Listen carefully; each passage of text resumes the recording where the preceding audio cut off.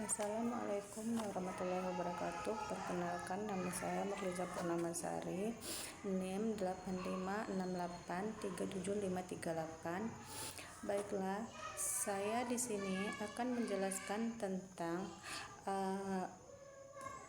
antologi. Antologi adalah cabang filsafat yang membahas tentang apa yang ada, apa yang menjadi objek kajian ilmu, serta hakikat dari realitas yang mempelajari.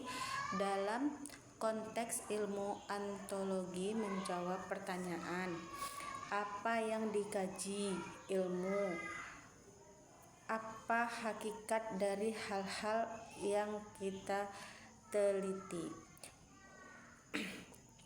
Objek kajian ilmu dibagi menjadi dua: objek material, dibahas apa yang dibahas, misal alam, manusia, masyarakat, dan objek formal, sudut pandang atau cara pandang terhadap objek tersebut. Hakikat realitasnya, apakah sesuatu itu nyata, abstrak, materi, atau rohani. Misal dalam ilmu fisika, objeknya adalah benda dan energi yang nyata. Dalam sosiologi, objeknya adalah hubungan antara manusia dan struktur masyarakat. Intinya, antologi memberi dasar ilmu berbicara tentang apa yang ada dan sifat dasar dari apa yang ada. 2. Epistemologi. Epistemologi membahas bagaimana ilmu diperoleh,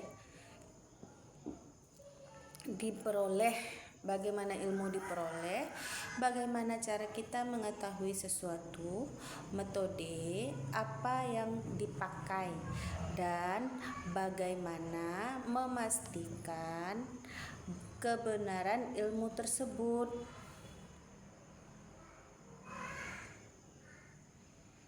Misalnya, bagaimana kita bisa mendapatkan ilmu, bagaimana cara membuktikan kebenarannya.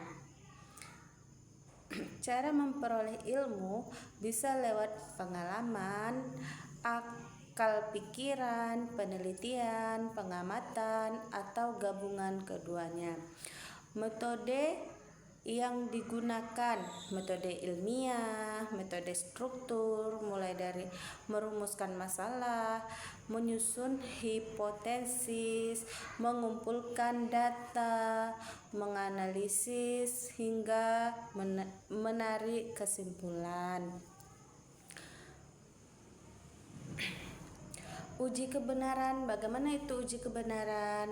Kebenaran ilmu harus dapat diuji, dibuktikan, diverifikasikan, dan dapat diulang oleh orang lain. Ilmu tidak didasarkan pada tebakan atau keyakinan semata, tapi pada bukti yang jelas dan rasional. Intinya, epistemologi mengatur cara kita mencari, menyusun, dan memastikan bahwa pengetahuan yang kita miliki itu sah dan benar. 3. Aksiologi. Aksiologi membahas tentang nilai etika, dan tujuan penggunaan ilmu dalam kehidupan. Untuk apa ilmu digunakan? Apakah ilmu itu baik atau buruk? Bagaimana etika dalam mengembangkan dan memakai ilmu? Nah, nilai ilmu memiliki nilai guna, nilai kebenaran, dan nilai kebaikan. Ilmu tidak hanya sekedar hanya tahu, sekedar hanya tahu, tapi harus bermanfaat. Etika. Nah, etika ada aturan moral dalam menggunakan ilmu. Misal, ilmu kedokteran harus dipakai untuk menyembuhkan, bukan membahayakan. Ilmu teknologi harus untuk kemajuan, bukan merusak lingkungan atau merugikan orang lain. Tujuan ilmu itu bertujuan untuk memahami dunia, memecahkan masalah, meningkatkan kualitas manusia, dan menjaga keseimbangan alam serta masyarakat. Intinya, aksiologi menentukan. Nah, jadi intinya itu aksiologi itu menentukan arah dan makna ilmu agar ilmu tidak menjadi hal yang berbahaya tapi bermanfaat dan beretika.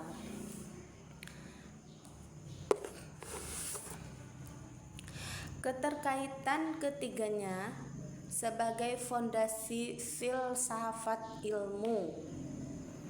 Nah, yang keempat, keterkaitan ketiganya sebagai fondasi filsafat ilmu. Ketiga cabang ini tidak berdiri sendiri, melainkan saling berkaitan dan membentuk satu kesatuan dasar ilmu. Ontologi sebagai dasar, epistemologi sebagai cara, aksiologi sebagai tujuan. Nah, jadi di sini saya akan menjelaskan ontologi sebagai dasar. Nah, ontologi sebagai dasar itu apa? Menentukan ontologi sebagai dasar itu adalah menentukan apa yang akan kita pelajari. Tanpa ini kita tidak tahu apa yang menjadi objek penelitian atau kajian. Nah, epistemologi sebagai cara. Setelah tahu apa yang dikaji, kita butuh cara yang benar untuk mendapatkannya dan membuktikan kebenarannya. Tanpa ini, pengetahuan hanya berupa dugaan, bukan ilmu yang sah.